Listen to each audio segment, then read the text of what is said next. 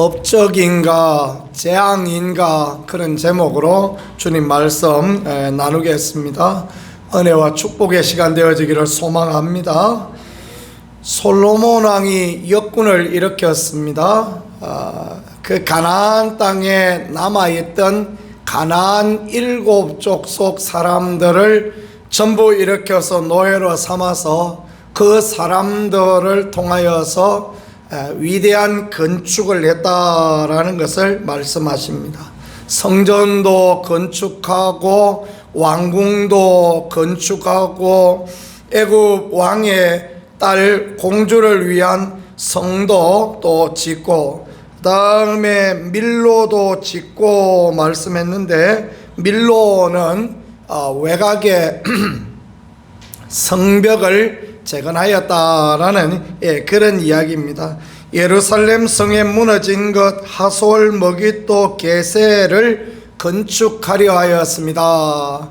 어마어마한 일들을 벌려서 그 일들이 잘 성공적으로 성사되었다라는 것을 말씀을 통하여 우리에게 가르쳐 주고 있습니다. 전에 애굽왕 바로가 올라와서 16절 게셀을 탈취하여 불사르고 그 성읍에 사는 가나안 사람을 죽이고 그 성읍을 자기 딸 솔로몬의 아내에게 예물로 주었더니 이 게셀이라는 지역은 이스라엘이 다 정복하지 못하고 가나안인이 살고 있던 가나안 원주민이 살고 있던 그런 땅이었던 것 같습니다. 그런데 바로 왕이 자기 딸을 솔로몬한테 시집 보내는데 이제 그 지참금을 주려고 하니 마땅한 것이 없으니 이 게셀 땅을 올라와서 쳐들어와서 게셀 땅을 점령하고 그 게셀 땅을 자기 딸이 시집 가는데 이제 결혼 예물로 주었다. 솔로몬에게 선물로 주었다라는 그런 부분을 말씀하시고 또 솔로몬은 이 게셀을 잘 건축하였다. 그래서 17절에 게셀과 아래 벳 호론을 건축하고 게셀만 건축한 것이 아니라 그 아래까지도 또 건축했다라는 것입니다. 그것뿐입니까? 19절에 자기에게 있는 모든 국고성과 병거성들과 마병의 성들을 건축하고 그랬습니다. 국고성은 외곽에 그러니까 그 곡식들 또 왕의 그 양식이 되어질 만한 것들을 모아두는 그런 성읍을 건축하고 병거성 이는 병거 마차를 둘 성을 또 준비하고 마병들의 성을 건축하고 이렇게 어마어마한 공사를 벌였다라는 것입니다. 그것뿐입니까? 예루살렘과 레바논과 그가 다스리는 온 땅에 건축하고자 하던 것을 다 건축하였다라고 말씀하고 있습니다. 얼마나 솔로몬의 나라가 번성한 나라였고 솔로몬은 하고 싶은 대로 그냥 다 할 수 있는 그런 사람이었다라는 것을 보여주는데 우리가 여기서 생각할 수 있는 것은 뭐냐 하면 이렇게 다 형통하고 이렇게 다 번창하면 그럼 모든 것이 다 문제없고 하나님의 축복이었는가라는 것입니다. 근데 열왕기사가는 그게 아니었다라는 것을 보여주고 있어요. 그게 아니다라는 거예요. 솔로몬이 성전을 건축하고 하나님 앞에 드린 것은 너무너무 잘한 일이지만 자기를 위한 왕궁을 더 크게 짓고 그 다음에 애굽 왕의 그 딸 공주를 위하여서 궁을 어마어마하게 만드는 것, 이것부터가 문제가 되어지는 것입니다. 왜냐하면 애굽으로 돌아가지 말라고 말씀하지 않습니까? 애굽하고 교조하지 마라. 애굽하고는 그 다신을 섬기는 그 사람들하고는 절대 교제하지 말라 그랬는데 근데 말입니다. 솔로몬이 그런 일을 하는 것입니다. 솔로몬의 문제는 결국은 애굽의 공주를 데려오는 그때부터 시작되어졌다라는 거예요. 이방인하고 결혼하지 말아야 되는데 자기를 위하여서 그렇게 하는 것입니다. 국고성을 쌓았습니다. 그래서 그곳에 많은 곡식을 두는 것, 이것이 나라가 부강하는 것이다. 예, 외형적으로 볼 때는 그게 맞는 말이죠. 그죠? 그게 맞는 말인데 하나님은 마병을 많이 두지 말라 말씀하시고 하나님만 의지하라라는 거 말씀하지 않습니까?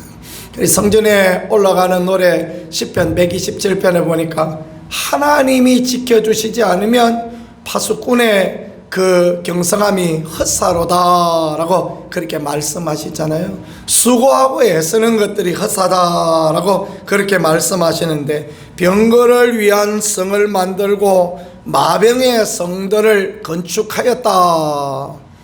이스라엘에 병거가 없어요. 이스라엘에 말이 나는 곳이 없습니다. 애굽에 가야 말이 있는 거예요. 애굽에 가서 말을 수입해오고, 그리고 이스라엘은 금이 나지 않는 나라입니다. 그래서 마지막에 보니까 에시온 게벨이라는 곳에 가서 거기에 가서 히람 사람들, 베니키아의 상인들하고 같이 내려가서 에시온 게벨, 동인도가 아닐까라고 생각합니다. 그 에시온 게벨에서 내려가서 그 무역을 하고 한 것이 동인도 제도가 아닐까라고 학자들은 그렇게 생각하는데요. 국제 무역을 하여서 금을 어마어마하게 그렇게 가지고 왔다라는 것을 그렇게 말씀하지 않습니까? 420달란트 16톤 정도입니다. 그러니까 1톤 차에 16대 실을 만큼 많이 가져왔다라는 거죠. 그죠? 물론 소중한 것이 되겠습니다. 이 정도면 얼마나 노예를 살 수 있냐면 60만 명의 노예를 살 수 있을 만한 그런 수준이라고 합니다. 그러니 얼마나 큰 이익을 남겼습니까? 그러나 이 일로 인하여서 솔로몬의 나라가 부강하였는가? 아닙니다. 여러분 그걸 잘 아셔야 됩니다.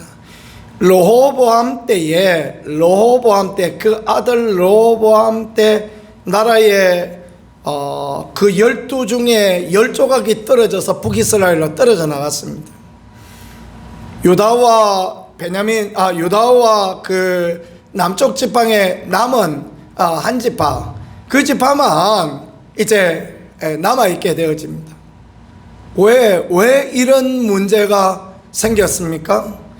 결국 그 솔로몬이 너무 많은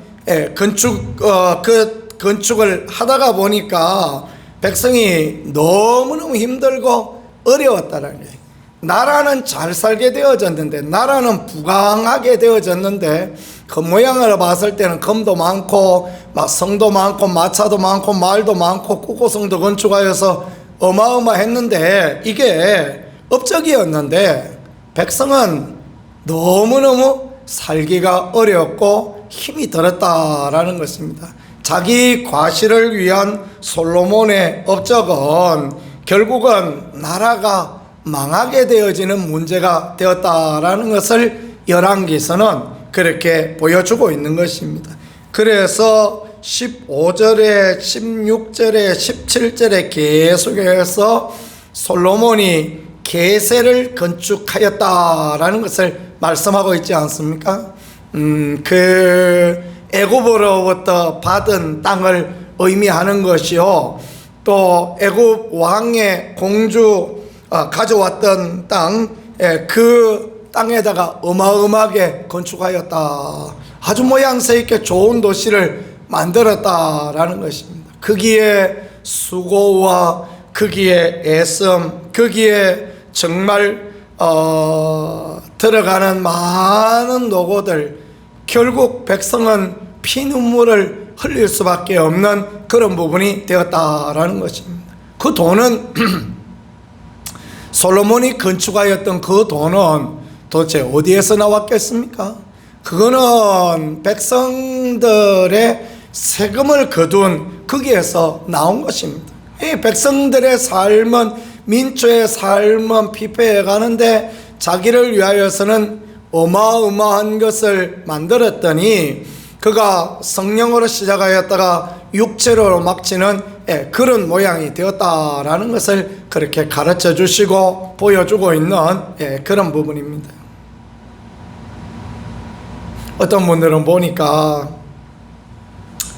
보니까 하나님의 성전을 건축하는데 여러분 집 다 팔아서 바치고 컨테이너에 사셔도 된다고, 하나님이 채워주시고 하나님이 도와주시지 않겠느냐고, 그렇게 해서 하나님이 지금 독수리 훈련시키신다고, 독수리 어미가 그냥 물고 가서 새끼를 물고 가서 하늘에서 탁 떨어뜨려 버리면 죽는 줄 아는데 그렇게 해서 훈련시켜서 날개에 힘이 돋아나서 다시 살아난다고 굉장히 은혜스러운 이야기를 하시는 것 같더라고요.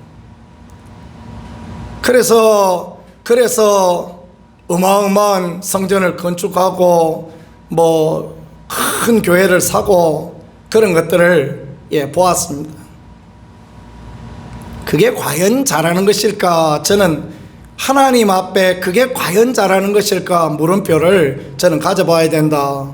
제가 믿음이 없어서 그렇게 했죠, 그죠? 믿음이 없어서 그런지 모르지만 저는 그게 하나님 앞에 물음표를 던져보아야 될 그런 모양 아닌가라고 생각합니다.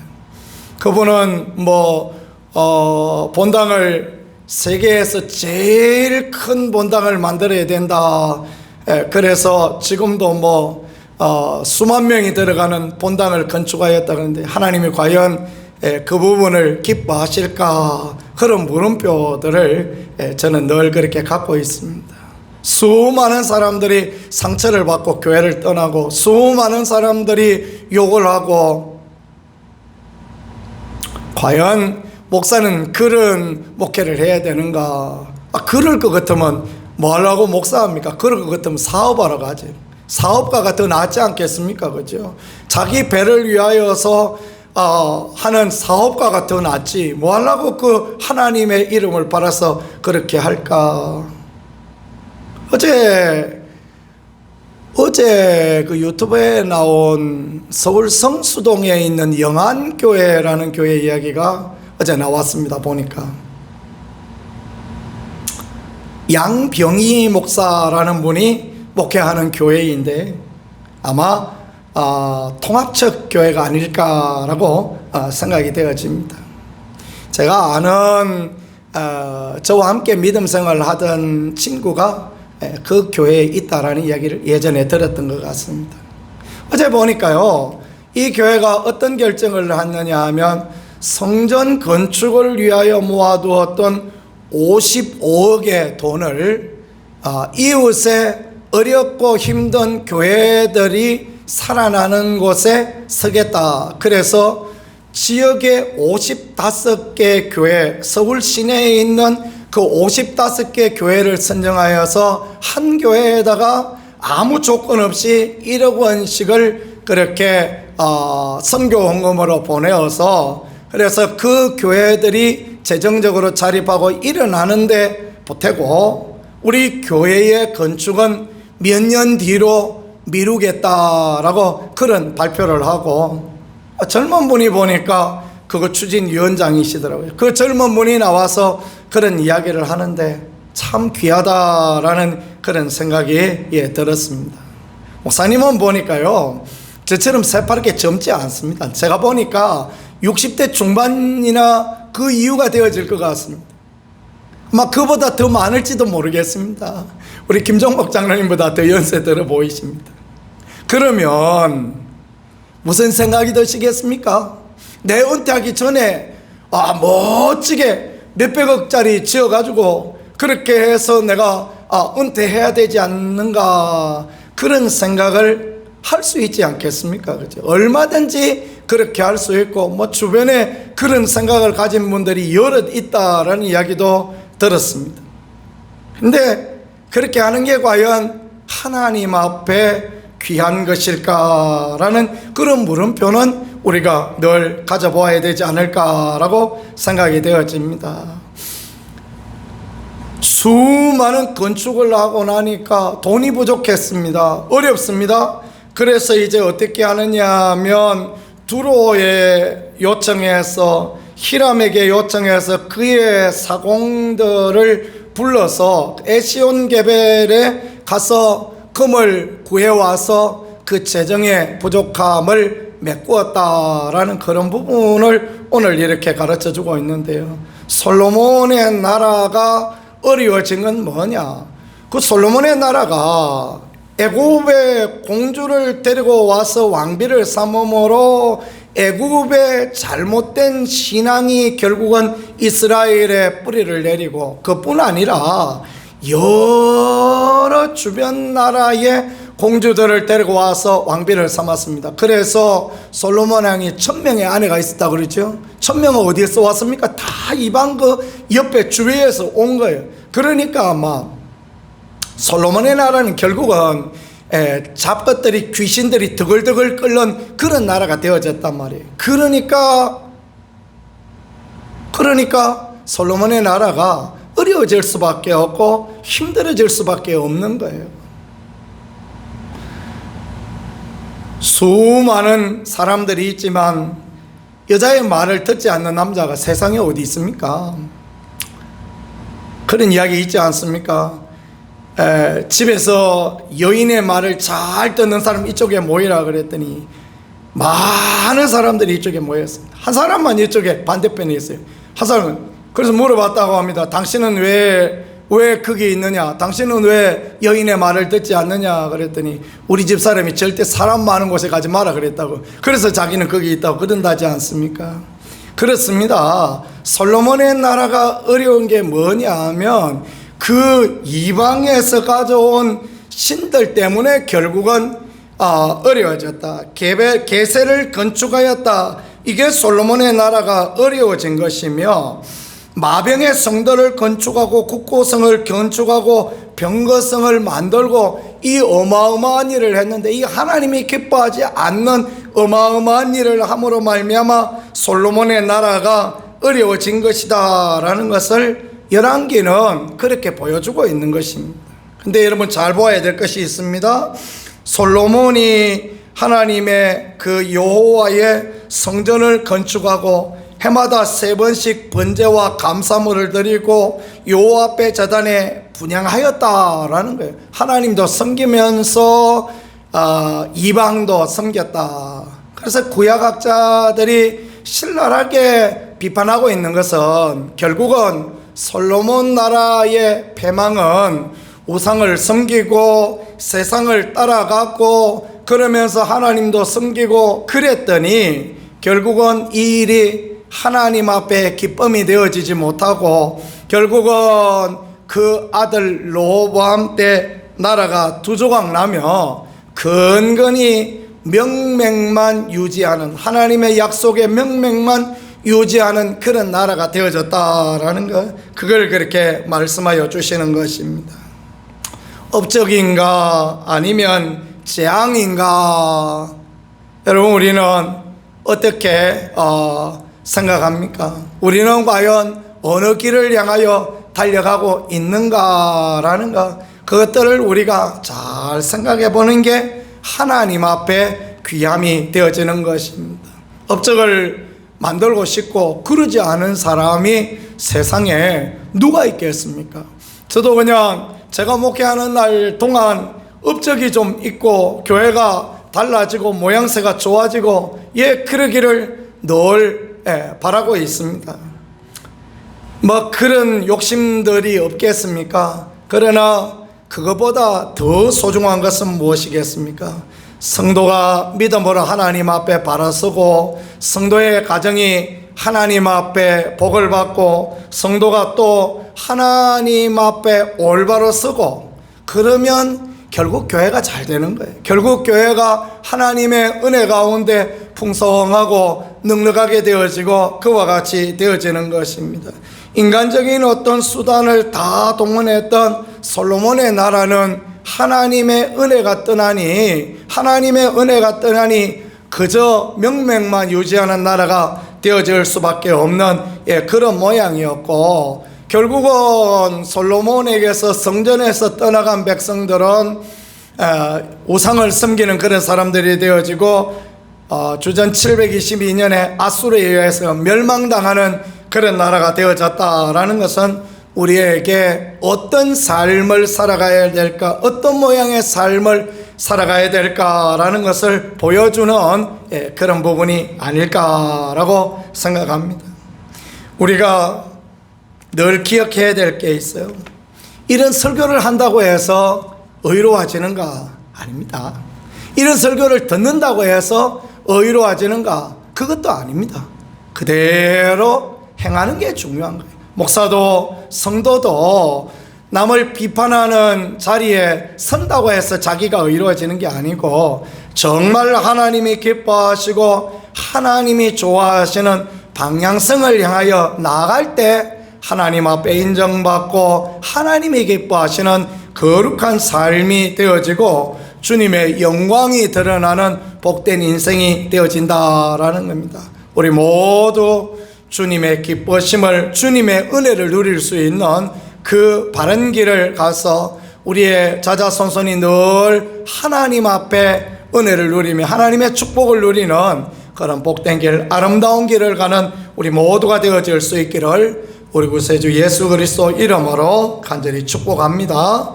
말씀을 생각하면서 같이 하나님 앞에 기도하겠습니다. 주님, 우리가 올바른 길, 하나님이 기뻐하는 길을 달려가는 믿음의 사람이 되어질 수 있게 도와주시고 하나님 앞에 참으로 온전한 길을 갈 수 있게 은혜를 더하여 주옵소서. 하나님의 교회가 온전히 세워질 수 있게, 하나님의 교회가 바른 방향성을 가지고 주님께 영광을 돌리고 주님의 은혜를 누리는 그런 교회가 되어지고, 주의 나라, 하나님 세우신 이 나라 가운데도 그런 은혜와 위로와 도우심으로 주님이 역사하시고 인도하여 주옵소서.